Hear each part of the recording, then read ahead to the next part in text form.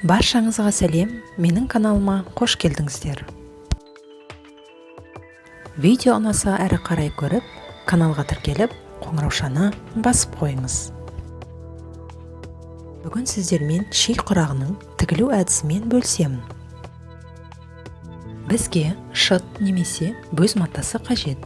Матаңыз қатты болғаны жөн.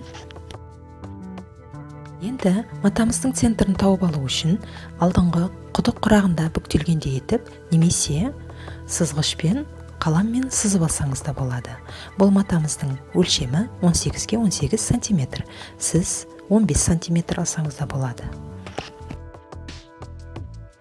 Мұнда бізге екі түсті мата қажет.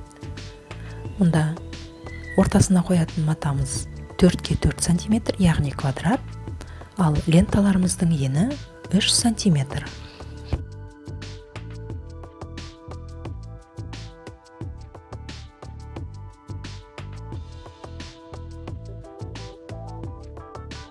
Квадрат матамызды шыт матасының дәл ортасына қойып, 4 бұрышын тігіп шығамыз.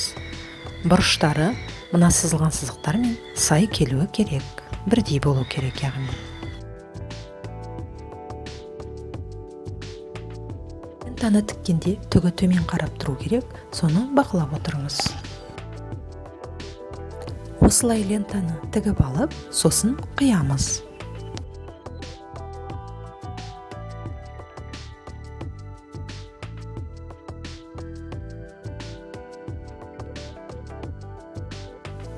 Құрағымыздың бір бөлігі ақ, бір бөлігі қызыл болғандықтан, осылай ақ лентаны бір бөліп, екінші жағын қызыл лентамен тігіп шығамыз.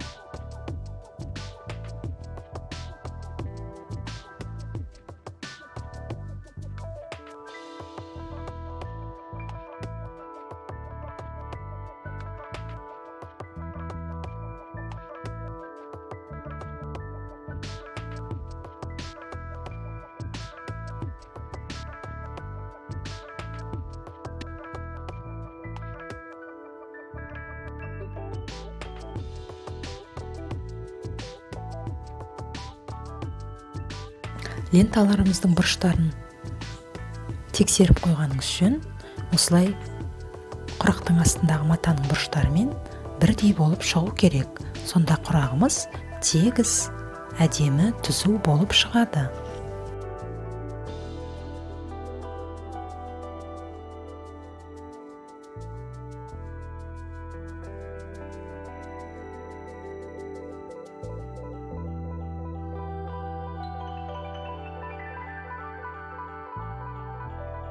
Сіздерге видео ұнап жатса, лайк басып, комментарий жазыңыз, достарыңызбен бөлісіңіз.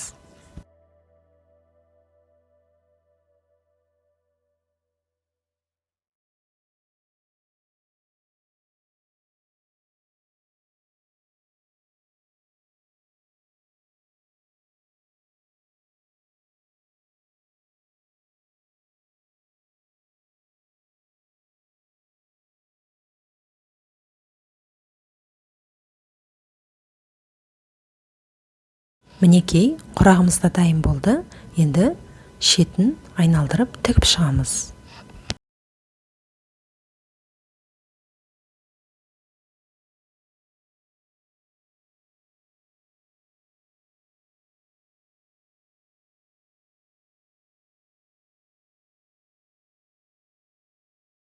Осындай пайдалы видеоларды жіберіп алмау үшін каналға тіркеліп, қоңыраушаны басып қойыңыз.